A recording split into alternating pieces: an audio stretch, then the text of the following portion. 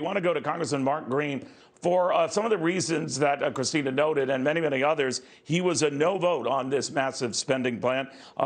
He's the Tennessee congressman. He's a physician by training. So we get sort of like a double bang for a buck here, and I'm happy to have him. Congressman, thank you for joining us. You were not keen on these combined $2.3 trillion worth of spending measures, were you?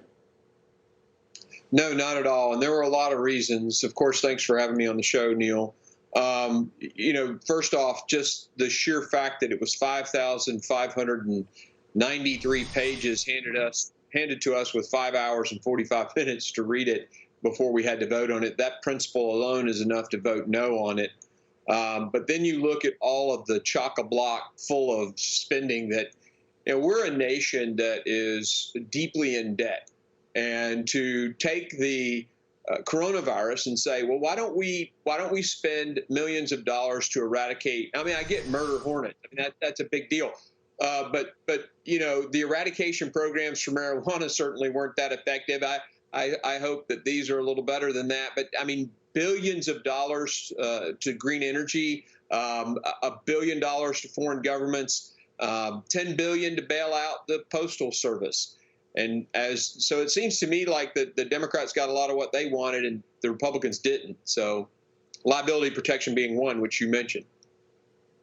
If it could have been carved out that the $600 stimulus checks could have gone out, the $300, a week unemployment federal extended benefits for another 10 weeks as is planned, would you have voted for that?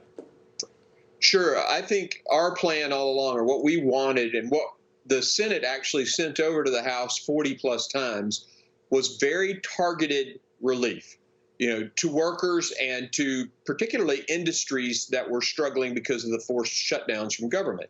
Those all made sense to me. And yes, I would have supported things like that.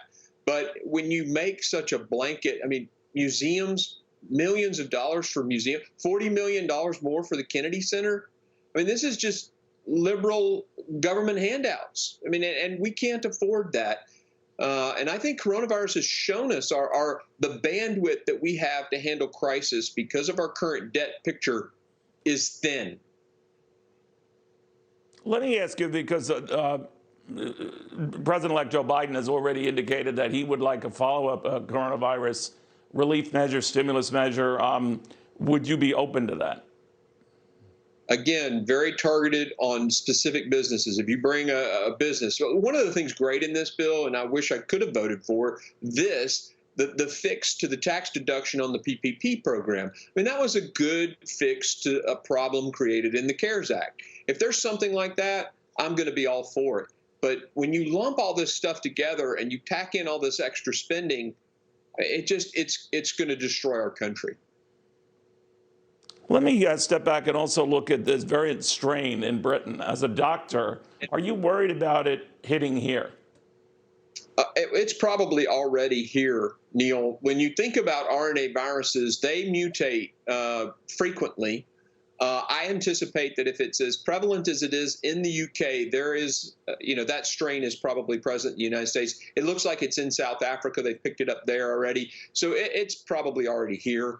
It is, has a higher it allows the virus to transmit faster. However, it doesn't seem to be more virulent, meaning, deadly. So I think there's really nothing to be too concerned about right now, but we've got to dig into it and get to the bottom of it.